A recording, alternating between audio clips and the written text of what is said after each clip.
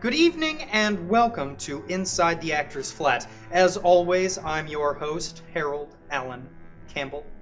Tonight I have the distinct pleasure to interview the cast of the BBC smash hit, The Amazing Adventures of Nigel and Bridgette. I first ran across this television delight in the fall of 2002 when it was being rebroadcast on BBC America. Already a sensation in Britain, it was soon developing a huge US fan base. Its mixture of comedy and the fantastic made it the perfect inheritor to such classics as Monty Python, Blackadder, Red Dwarf, and Doctor Who. So, to a public desperate for entertainment in the aftermath of 9/11 and the War on Terror, this show was the perfect storm of escapism.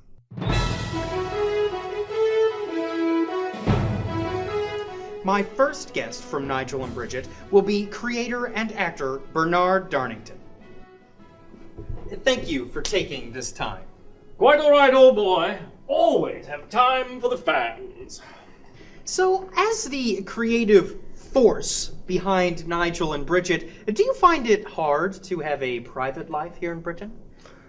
Yes. Well, that's a very good question. Very good question. Well, first of all, Nigel and Bridgette was a very collaborative effort with input from everyone involved in the show.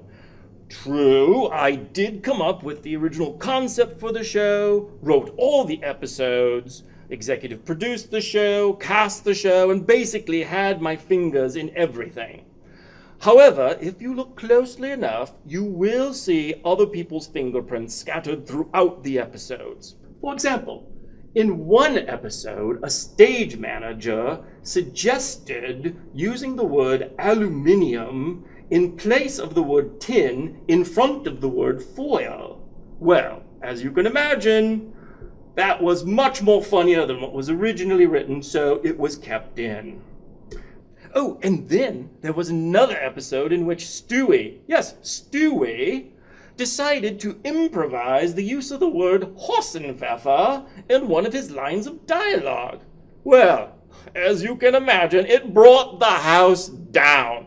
There were the cast and crew were doubled over in laughter, tears were streaming from people's eyeballs, and there were people that were even throwing up on the set at times.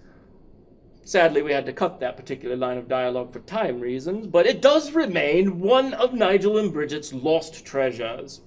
So when I am given sole credit as being the creative genius behind the show, well, I have to blush a little. And you know, being voted Britain's premier author, ahead of even J.K. Rowling, is very flattering, but sadly, I cannot take all the credit for it. So, what are Nigel and Bridgette's origins? That's a very good question. Very good question. Well, let's see. This harkens back to long ago. I had been a writer at the BBC for several years. I actually sold my first bit to Benny Hill. It was a scene involving him standing behind a tree with two streams coming out.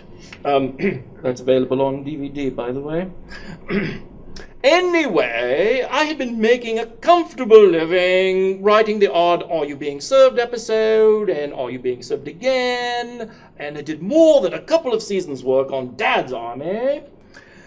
But honestly, my real passion is sci-fi. Unfortunately, Doctor Who went off the air at about that time, and quite frankly, there was no other show worthy of my vision, so I struck upon the idea of creating a new show that would combine my bread and butter, common British comedy, along with my passion, sci-fi, one day while doctoring an episode of Fawlty Towers. Doctoring. I came up with the idea and actually pitched it to John Cleese. He loved it. Unfortunately, we really couldn't make our schedules work out, and there was all kinds of other little problems that got in the way. So it was put on the shelf, and it stayed there until about the spring of '02, I believe. And then the BBC sent out a call to all the writers asking for escapism entertainment. And of course, I immediately presented the show to them, and they loved it. In fact, they offered me the part for Cleese because he was too old at the time, and obviously I bear such a striking resemblance to him, although younger.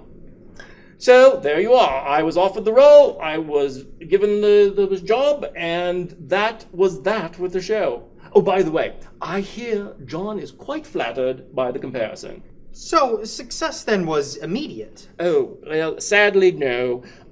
It took the audience a bit to warm up to the concept of the show, but after the airing of the Time After Time episode, well, it caught on fire and we were an overnight sensation. So for those of the audience not in the know, what have you been doing since the show went on hiatus in 2004? Well, I have finally got to work with my childhood favorite. I am the executive force and creative functionary behind the Doctor Who spin-off, My Favorite Dalek, airing Sunday nights at 7 p.m.